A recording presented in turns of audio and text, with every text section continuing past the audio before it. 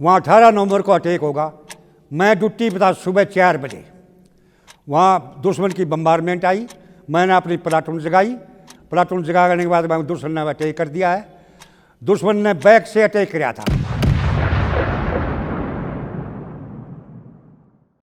तुम एक मारोगे हम 10 मारेंगे, लड़ाई लड़े बिना हम नहीं हारेंगे। 18 नवंबर सन 1962 कुछ ऐसा ही मंजर था उस ऐतिहासिक लड़ाई बैटल ऑफ रिजांगला का, जब हमारी भारतीय सेना के 124 जांबाज सैनिकों ने अचानक हुए चीनी हमले का न सिर्फ डटकर मुकाबला किया बल्कि हज़ारों दुश्मनों को मार भी गया।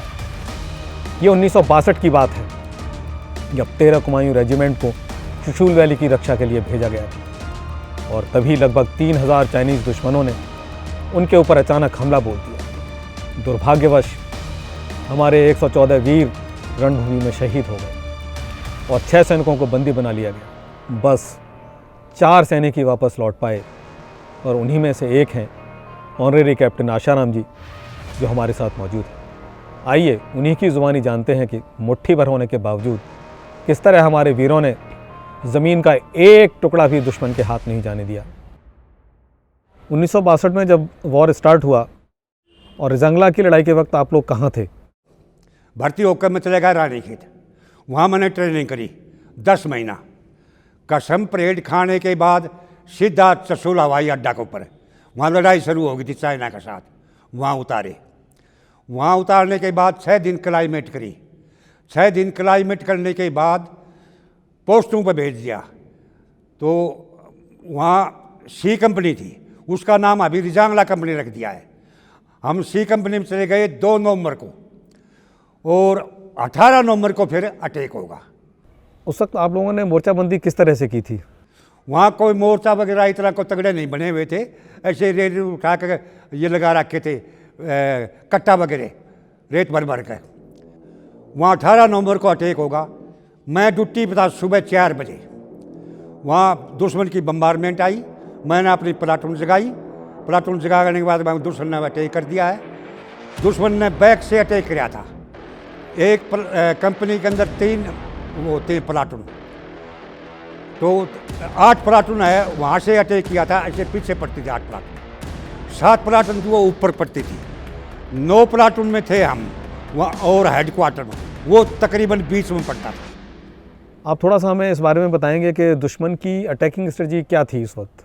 तो मैं 9 प्लाटून में था और कंपनी कमांडर भी वहाँ हमारे नज़दीक ही पड़ता था। वहाँ कंपनी वगैरह सगड़ी स्टार्ट होगी। दुश्मन ने अटैक मार दिया। दुश्मन ने काफ़ी तगड़ा अटैक मारा, पहला अटैक, और खबर लागती रही। अब दुश्मन ने दोनों प्लाटून के ऊपर तगड़ा अटैक कर दिया, 7 और 8 को। तकरीबन 3 हिस्से में अटैक मारा था उन्होंने, 3 हिस्से में तो था। उसके बाद तकरीबन 1300-1400 जवानों ने अटैक मारा है 3 हिस्सों में।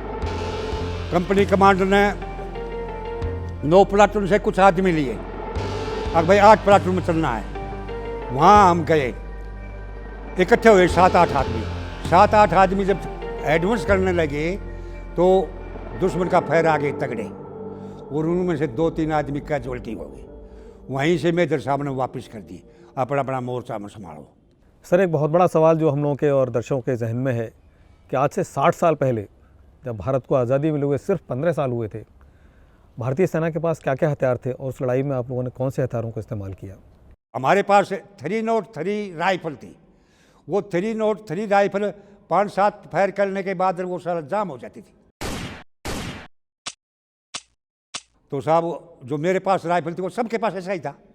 वो सड़ी जाम होगी, फुलतुल वगैरह मारा उसमें, कोई असर नहीं हुआ। उसके बाद ब्योड़ का गजानंद है एक नायक, उसके पास LMG थी। वो LMG मेरे को दे और तू ये राइफल ले।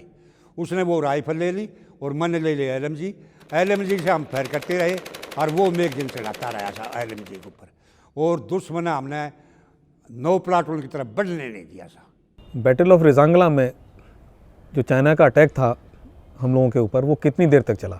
एक अटैक ख़त्म होगा, दूसरा अटैक दुश्मन ने फिर मारा, चलता रहा काफ़ी देर तक। घमसान लड़ाई काफ़ी तगड़ी होती रही है। वहाँ जो पोर्टर थे ना साहब, जो काम करा करते, वो असल में चाइना के थे। उन्होंने सामने ही लगाव काट दिया, क्योंकि उनको तो मालूम था अटैक करेंगे, तो उन्होंने शाम से लगाव लोगों पलटन से पूरा काट दिया साहब, तार वगैरह साहब। ये जो आपकी 9th प्लेटून थी, उसने दुश्मन को आगे बढ़ने से किस तरह रोका? 2 अटैक कामयाब हो गए उनके साहब, 7 और 8 प्लाटून को, रह गई 9 प्लाटून और हेड क्वार्टर। उस पर अटैक मारने लगे तो अटैक मैंने अलम जी थे मेरे पास, मैंने साहब वो बढ़ने नहीं दिया, बिल्कुल भी नहीं बढ़ने दिया, दिखाई नहीं देता, बर्फ पड़ी थी काफ़ी तगड़ी साहब उस टाइम पर, और हवा चल रही थी काफ़ी तगड़ी साहब। तो ऐसे मतलब सिक्स लेकर तो लड़ाई में होते ही नहीं साहब, ऐसे और दुश्मन ऐसे तो ऐसे फैर कर रहे, दुश्मन आगे नहीं बढ़ने दिया। तो फिर रिजांगला पोस्ट से वापस आने का फैसला क्यों लिया गया? हवलदार मेजर आया कंपनी कमांडर के पास, हवलदार मेजर ने बताया साहब तकरीबन 7 और 8 प्लाटून तकरीबन ख़त्म हो चुकी है, और ये 9 प्लाटून के आदमी जो आपके पास है यही बचे हुए हैं, और इनको पलटन में ले जाओ।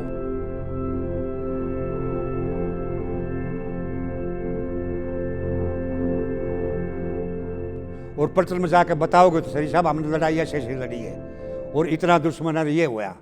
आपके कंपनी कमांडर कौन थे उस वक्त? मेजर शैतान सिंह था, परमवीर चक्कर, वो नाइट का साहब बोलो नहीं भाई कंपनी शहीद होगी तो हम भी यहीं शहीद होंगे, हम बिल्कुल नहीं जाएंगे साहब। तो हवलदार मेजर फिर आया साहब, और कंपनी कमांडर से फिर बात करने लगा। कंपनी कमांडर कही तो बात करते करते तोप खाना का जो बम पड़ता है ना, उसका छिलका लग गया यहाँ। वो बोला हाँ भाई, पकड़ लिया से, और ने बोला साहब जाओ जाओ मेरा कहाँ से मान जाओ, कम से कम समाचार तो बताओगे, अगर हम ऐसे लड़े ऐसे, ना तो दुनिया ने कहेगी छुट्टी कटी है। तो साहब कि मैं मेजर साहब का भी निगाह में आ गया कि मैं एक जवान बीच में बोल उठा, साहब ठीक कहता है हवलदार मेजर, कम से कम मालूम तो होने चाहिए बटालियन का। तो साहब वहाँ से हम चल दिए। परमवीर चक्र मेजर शैतान सिंह की शहादत कैसे हुई थी? तो हम 4 आदमी चले थे साहब मेजर साहब को लेकर, और 4 आदमी हम बिल्कुल रगड़ उठते नहीं थे। हम तकरीबन 200-250 गज गए होंगे। रामचंद्र है वो 7 प्लाटून की तरफ से नीचे आएगा, और वहाँ हम 4 की जगह हो गए 6 आदमी। 6 आदमी होने के बाद थोड़ा और आगे बढ़े ना, वो 6 आदमी होने के बाद मोटर प्लाटून थी एक, उसके पास दुश्मन पूछ गया था, वहाँ से फैर आया था। वहाँ से फैर आने के बाद और मेजर साहब के साहब, हम मेजर साहब ने पकड़े हुए थे, भगवान की दया से हम हमारे कहीं के नहीं लगी, और मेजर साहब का साहब यहाँ से पेट के मारे ऐसी लगी, और आता पड़ी मेजर साहब की, MMG का बूस्ट लेगा था। और मेजर साहब ने बोला साहब मेरे को छोड़ कर जाओ, मैं मर चुका हूँ, और पलटन में जाकर बताओ भाई। अपने कमांडर के शहादत के वक्त तो बहुत ज़्यादा दुख महसूस हुआ होगा? महसूस हुआ थोड़ा सा। अब मेजर साहब मर चुका है, मरा तो नहीं था, बाकी फिर उसके बाद तलाश की, अब मेजर साहब को कहाँ बैठाए कैसे बैठाए। तो एक पत्थर था साहब बहुत बड़ा लंबा चौड़ा उनाड़ा का, मैं वहाँ मेजर साहब लिटाया, लिटामता साथ मेजर साहब ने दे दी प्राण। तो सर ये भय नहीं लगा कि दुश्मन फिर से आक्रमण कर देगा? भय तो था ही, अब दुश्मन कहीं नहीं मिल जाए। तो वहाँ से हम चल दिए साहब, वहाँ से तकरीबन 13-14 किलोमीटर पलटन पड़ती थी, वहाँ से हम चल दिए साहब पैदल ही, और वहाँ जाकर हमने पलटन में बताया अब ये हमारे साथ होया साहब। तब वक्त क्या रहा होगा? तकरीबन वो टाइम होगा था 1-1:30 बजे का साहब, जब हम पलटन में पहुँचे तब। और फिर बताया हमने, बताने के बाद उसके बाद फिर ने बोला भाई मेजर साहब को कैसे लाए। मेरे पाँव सूज गए थे साहब, बर्फ़ जो सर्दी थी ना साहब काफ़ी तबकड़ी आ के। फिर हम वहाँ आए, जब अंगीठी जड़ा रखी थी, अंगीठी पर सेका ताड़ी करी, सेका ताड़ी थे, हाथ और पावा में शुद्ध नागा साहब, और काले हो गए साहब। आप लोगों ने कितने चाइनीज़ को मारा होगा? इतना नुकसान किया साहब, एक जवान ने कम से कम 10-10 मारे होंगे, कम से कम 10-10, इतने चाइना का हमने नुकसान किया वहाँ। सर जब दुश्मन आँख के सामने खड़ा होता है तब कैसा महसूस होता है? महसूस साहब लड़ाई में कुछ नहीं होता। कभी लोग कह देते हैं भाई घर याद नहीं आया, बच्चे याद नहीं आया। लड़ाई दुश्मन सामने आप खड़े हो, आप भी मारने के लिए तैयार हो, मैं भी मारने के लिए तैयार हूँ, तो कैसे घर के याद आए? जब तो ये होगी भाई कि तो तेरे को मार दूँ, दुश्मन कहेगा इसको मार दूँ। हाँ बस जब तो यही रहती है बस। और डर मैं बताऊँ, हमारी पलटन ऐसी पलटन है कभी किसी से डरी नहीं। और आप लोग कितने लोग थे जो उस बैटल ऑफ रिजांगला के दौरान लड़ाई में जिंदा बचे थे? कंपनी में 126 आदमी थे टोटल, जिसमें 114 शहीद हो गए और 10 आदमी बचे थे। और मैं आपसे ये भी जानना चाहूँगा कि बैटल ऑफ रिजांगला को आप किस तरह से बयान करना चाहेंगे अपने शब्दों में?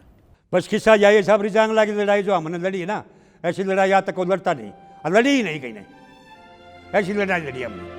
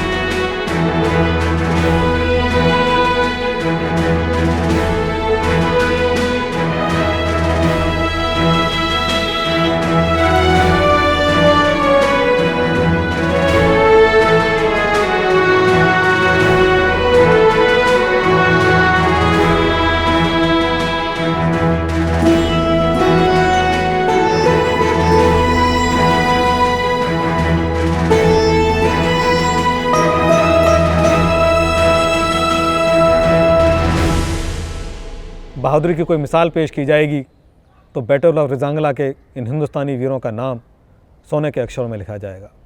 अगर आपके पास भी कोई ऐसी अनसंग कहानी है तो कमेंट बॉक्स में ज़रूर लिखिए और हमारी ईमेल आईडी पर मेल कीजिए। इसे ज़्यादा से ज़्यादा देशवासियों तक पहुंचाइए और ऐसी ही अनसंग वॉरियर्स की कहानियों को जानने के लिए सब्सक्राइब कीजिए अनसंग इंडिया फाउंडेशन चैनल को। जय हिंद।